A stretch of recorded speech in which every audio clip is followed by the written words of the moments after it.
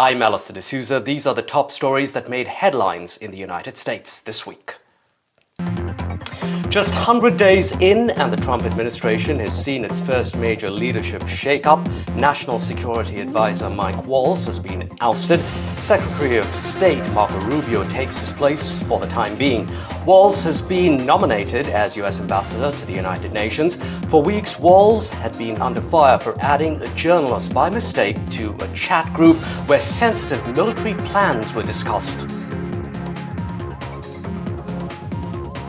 Today's agreement signals clearly to Russian leadership that the Trump administration is committed to a peace process centered on a free, sovereign, and prosperous.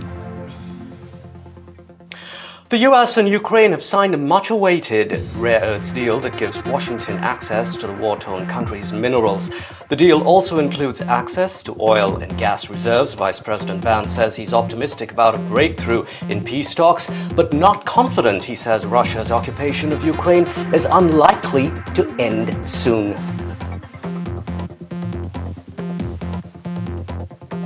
President Trump is trying to break us so that America can own us. That will never, ever happen. Right after his sweeping election victory, Canadian Prime Minister Mark Carney promised to immediately take on US President Trump on trade. Amid a historic voter turnout, Carney delivered a stunning political upset in clinching the top job. US President Trump says Carney will visit the White House within the next week or less.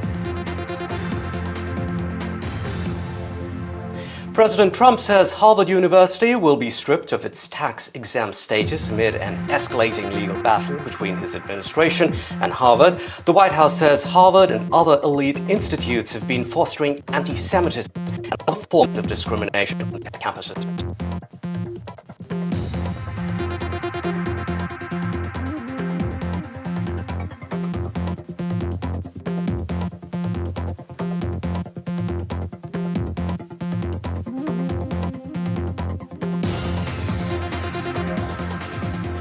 And in an exclusive interview, the president of the Tibetan government in exile speaks to Washington Watch. Sinkyong Sering is in D.C., hoping to get critical funding frozen by the Trump administration restored separately. Sering says come July, there could be word on the Dalai Lama's successor.